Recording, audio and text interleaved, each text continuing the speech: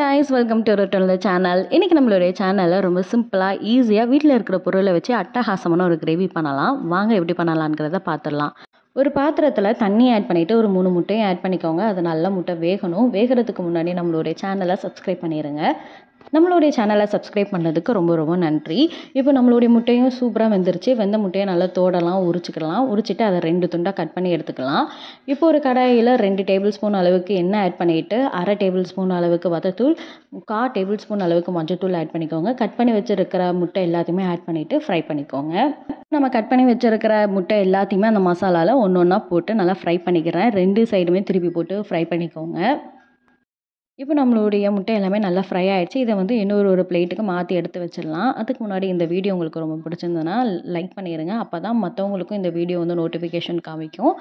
இப்போ வந்து நம்ம ஃப்ரை பண்ண எக் எல்லாத்தையுமே ஒரு பிளேட்டில் வந்து நான் மாற்றி எடுத்து வச்சுக்கிறேன். இந்த எக்கோட எண்ணெயை வேஸ்ட் பண்ணிட வேண்டாம். அதை வச்சு தான் அடுத்து நம்ம ஒன்று பண்ண போகிறோம். இப்போ வந்து இந்த கிரேவிக்கு ஒரு மசாலா வேணும். அதுக்கு ஒரு முழு பல்லாரியை பொடிசாக கட் பண்ணி மிக்ஸி ஜாரில் ஆட் பண்ணிக்கோங்க. 3 பச்சை மிளகா, 6 இன்னும் 7 பல் பூண்டு, 4 இன்னும் 3 சின்னதாக இருக்கிற சின்ன துண்டு இஞ்சி, 25 கிராம் அளவுக்கு முந்திரி போட்டு நல்லா பேஸ்ட்டாக அரைச்சி எடுத்துக்கோங்க. அதுக்கப்புறம் ஒரு கடாயில் வந்து நம்ம ஃப்ரை பண்ணி வச்சுருந்தோம்ல எக்கோட எண்ணெய், அதை வந்து அது கூட ஆட் பண்ணிவிட்டு எக்ஸ்ட்ரா இதுக்கு என்ன வேணும்னு அவசியம் இல்லை, அந்த எண்ணெயே நம்மளுக்கு போதுமாக இருக்கும்.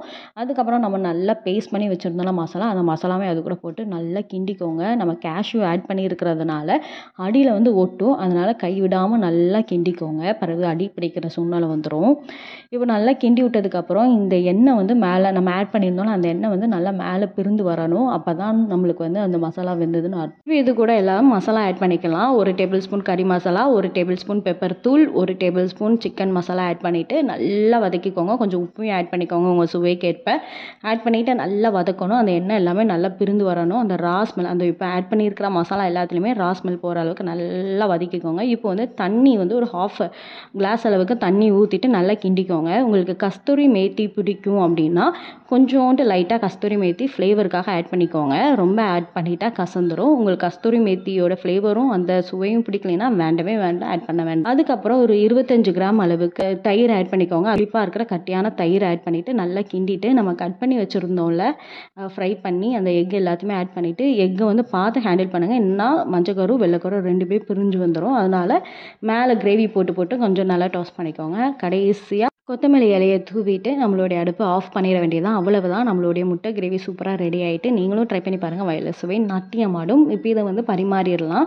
நான் இன்றைக்கி நெத்திலி மீன் எடுத்து பொரித்து குழம்பும் வச்சுட்டேன். அதனால் நெத்திலி மீன் 2 பொரிச்சது வச்சுட்டு நம்மளுடைய முட்டை கிரேவி 2 முட்டையும் போட்டு கிரேவியும் போட்டாச்சு. போட்டதுக்கப்புறம் நல்ல வெள்ளை சாதத்தையும் போட்டுட்டு நெத்திலி மீன் குழம்பு பச்சை மிளகா போட்டு வச்சுருந்தேன். அந்த குழம்பையும் ஊற்றி கொஞ்சம் மாம்பழத்தையும் வச்சு சாப்பிட்டா அட்டகாசமாக இருக்கும். ட்ரை பண்ணி பாருங்கள். இந்த வீடியோ உங்களுக்கு பிடிச்சிருந்தனா லைக் பண்ணுங்கள். மற்றவங்களுக்கும் பிரயோஜனமாக இருக்கும். டாட்டா.